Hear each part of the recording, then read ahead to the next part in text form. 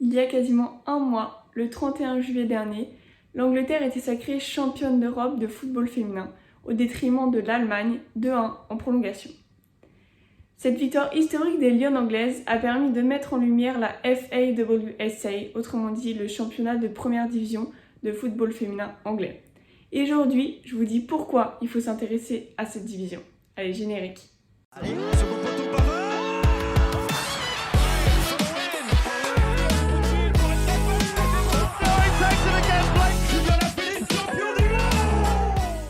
Tout d'abord pour leur histoire. Le championnat a été créé en 1991, mais il est loin d'être celui qu'on connaît aujourd'hui.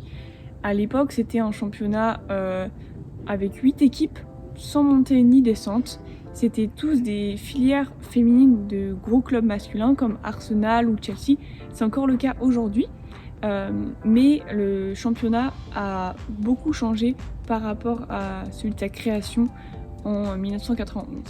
Il a donc fallu attendre 2011 pour voir le jour de la FAWSL, donc la ligue telle qu'on la connaît aujourd'hui, avec 2 divisions, 12 équipes dans la première division, entièrement professionnelles à partir de la saison 2018-2019. C'est du coup des équipes qui sont toutes, donc les joueuses sont toutes salariées, sont toutes professionnelles. C'est encore des filières féminines de clubs masculins, comme du coup Manchester City, comme Arsenal, comme on a dit tout à l'heure, comme au début, Chelsea, Manchester United, qui a créé sa section féminine il n'y a pas très longtemps, mais qui a réussi à avoir des grandes joueuses, comme on a la gardienne de l'équipe anglaise Mary Epps, Ella Toons, Alicia Russo. Et on a aujourd'hui aussi ce qui fait l'avance du championnat anglais, c'est du coup aussi son homogénéité. Parce que dans d'autres championnats comme par exemple le championnat français, on a beaucoup en fait les équipes, c'est surtout le Paris Saint-Germain et l'Olympique Lyonnais qui dominent le championnat. Et alors qu'en Angleterre, c'est un championnat qui devient de plus en plus homogène, de plus en plus intéressant à regarder, parce qu'on n'a plus la domination qu'avait Arsenal au début des années 2010.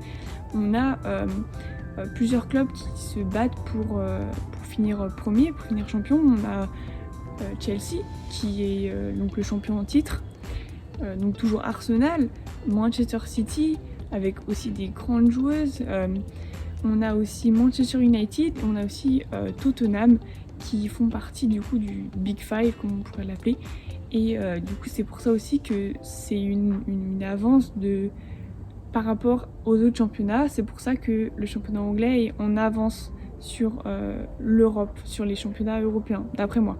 Et donc c'est par leur professionnalisation et par l'homogénéité de la ligue. Ensuite, pour ces joueuses, la ligue anglaise compte énormément de talents, de stars, notamment des championnes d'Europe avec la sélection anglaise. Et je vous laisse trouver, vous, mettez-les moi dans les commentaires, d'après vous, combien de joueuses dernièrement sacrées championnes d'Europe évoluent dans le championnat anglais. Je vous laisse réfléchir et vous mettez la réponse dans les commentaires. Ensuite, on a donc plein de joueuses qui ont énormément de talent, qui sont énormément reconnues internationalement, qui évoluent dans le championnat anglais. Il y a notamment Sam Kerr qui est la joueuse qui est sur la jaquette de FIFA 23 avec Kylian Mbappé.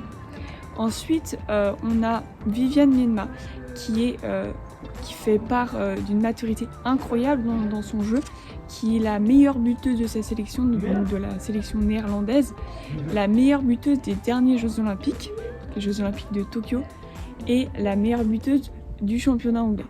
Ensuite, il y a Pernille Harder, qui est maintenant la joueuse la plus chère de l'histoire du football féminin. Chelsea, en 2020, a déboursé près de 300 000 € pour acheter Pernille Harder. Et elle a été aussi notamment élue joueuse UEFA de l'année en 2018 et en 2020. Il y a quelques Frenchies aussi qui jouent dans le championnat anglais. On compte notamment F. Perisset qui a signé à Chelsea cet été. Et il y a aussi des stars américaines qui sont passées par la FAWSA. On compte notamment Alex Morgan qui a joué à Tottenham, Christian Press et Tobin Ellis qui ont joué à Manchester United, et Tobin Ellis qui a fait un passage à Arsenal. Ce qui fait aussi de pourquoi on doit s'intéresser à cette ligue anglaise, c'est leur médiatisation. la médiatisation est beaucoup mieux en Angleterre sur le championnat anglais que sur le championnat français ou le championnat espagnol. Je vous explique pourquoi. D'abord parce que la Ligue anglaise a signé un très gros contrat d'une valeur de à peu près 8,1 millions d'euros par saison avec la chaîne anglaise, donc la BBC et Sky Sports à partir de la rentrée 2021, donc à partir de la dernière saison. Ce contrat va permettre de pouvoir diffuser, de couvrir des gros matchs comme des Arsenal Manchester City ou des Chelsea Manchester United, et ça va permettre d'élargir ce football à des plus grandes populations, donc plus de gens en Angleterre. De plus, on a le site, l'application FA Player qui va permettre de pouvoir regarder n'importe quel match ou même les écouter. C'est disponible en version pour regarder et en version pour écouter. Ça va être pour regarder n'importe quel match du championnat anglais. Vous allez pouvoir regarder le haut de tableau comme le bas de tableau, et ça va permettre d'avoir, comme avec la BBC et Sky Sport, d'élargir cet horizon et de pouvoir permettre à des petits clubs d'être vus dans le monde entier. Parce que je sais que moi j'en ai fait l'expérience, même il me semble sans VPN, c'est possible de regarder ces matchs même si on n'est pas en Angleterre. Il suffit juste de vous inscrire et c'est pas payant. Et du coup, pour moi, c'est ce qui fait aussi qu'ils sont très avancés en fait dans le foot féminin. Et pour moi, c'est ça qui manque aussi au football français, c'est qu'on puisse s'intéresser à toutes les équipes et pas juste, par exemple, à l'Olympique Lyonnais et au Paris Saint-Germain, ce qui assoit en fait leur domination sur le championnat anglais et qui permet pas du coup de pouvoir s'intéresser à d'autres équipes. Et du coup, je pense que pour moi, c'est ça qui fait leur force au championnat anglais, c'est qu'ils mettent vraiment des moyens et ils mettent des choses en avant pour permettre à tout le monde de pouvoir suivre ce championnat qui devient de plus en plus intéressant. Donc moi je vous invite à vraiment vous intéresser. Je vous mets en barre d'infos et en description le lien pour le site FA Player, et du coup j'espère que vous irez tous regarder au moins un match de la saison prochaine.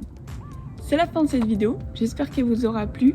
Je vous invite à laisser un petit like et à vous abonner, à me laisser en commentaire du coup la réponse de la question de tout à l'heure, et à me dire si vous voulez voir quel autre type de vidéo, et si vous voulez savoir un petit peu l'histoire ou des choses sur par exemple la D1 en France. Voilà, donc ça me touchait vraiment de pouvoir faire cette vidéo, parce que pour moi il faut mettre plus de moyens, mettre plus en avant les championnats féminins, parce que c'est aussi beaucoup de qualité, il y a beaucoup de talent, et donc j'espère que vous vous intéresserez à ça et que vous me donnerez des nouvelles de si vous avez vu des matchs et quelle équipe vous suivrez. Moi je pense que vous avez compris quelle équipe je suis, et je vous dis à bientôt pour une nouvelle vidéo. Ciao!